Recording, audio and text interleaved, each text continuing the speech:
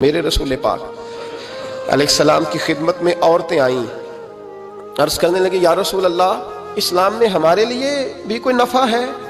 حضور نے فرمایا کیا ہوا؟ کہنے لگی حضور ہمیں تو نقصان ہی نقصان نظر آ رہا ہے اپنے حق میں۔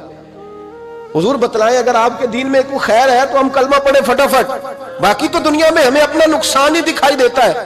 یہ بھی امام طبرانی نے لکھا ہے، محبوب علیہ السلام نے فرمایا تم پہلے اپنی بات کرو، پوچھنا کیا چاہتی ہو؟ کہنے لگے یا رسول اللہ ایک تو ہم نے سنا ہے اسلام میں بھی ایک معاملہ یہ ہے کہ جن دنوں عورت ناپاک ہوتی ہے وہ نماز نہیں پڑھ سکتی، وہ روزہ نہیں رکھ سکتی۔ حضور یہ دینی نقصان ہوا، اور دو عورتوں کی گواہی ایک مرد کے برابر ہے۔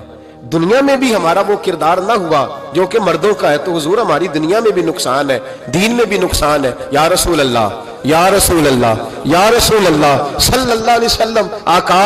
پھر تو یہ ہوا کہ ہفتے مہینے کے بہت سارے دن عورت ویسے ناپاک رہی، دین سے دور رہی، اور اگر وہ قومی معاملات میں کوئی کردار ادا کرنا چاہے پھر بھی اس کی گواہی دو عورتوں کی ایک مرد کے برابر، تو حضور دنیا کا بھی نقصان دین کا بھی۔ میرے کریم نے فرمایا بیٹھ جاؤ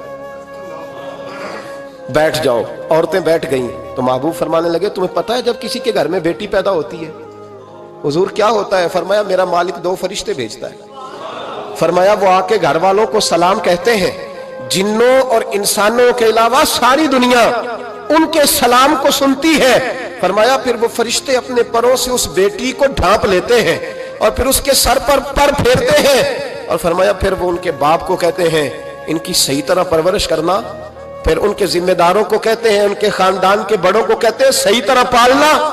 اگر تم ان کی یہ لفظ سنو میرے محبوب کے، حضور فرمانے لگے رب کے فرشتے کہتے ہیں اگر تم نے صحیح پرورش کر کے بیاہ دیا تو اللہ قیامت تک تمہاری مدد کرے گا۔ کس طرح؟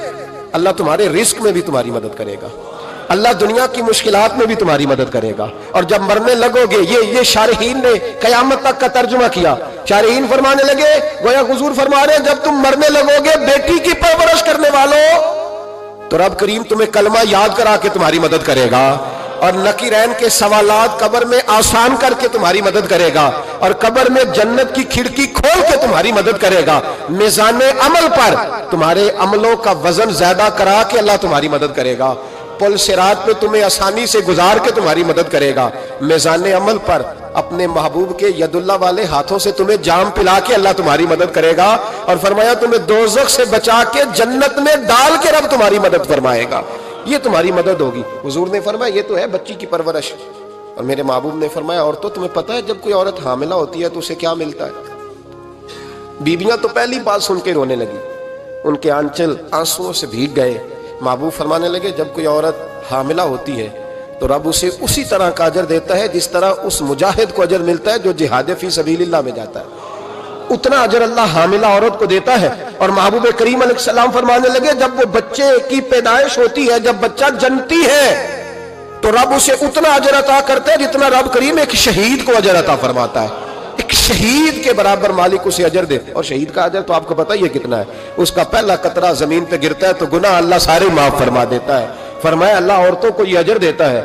میرے محبوب فرمانے لگے شرط صرف اتنی ہے کہ اپنے خاوند کی فرما بردار رہنا، اور فرمایا اس کے بعد جب وہ بچہ پالتی ہے رات کو اٹھ کے اسے دودھ دیتی ہے، اور اگر بول و براز کرے تو رات کو اٹھ کر اس کی صفائی کرتی ہے۔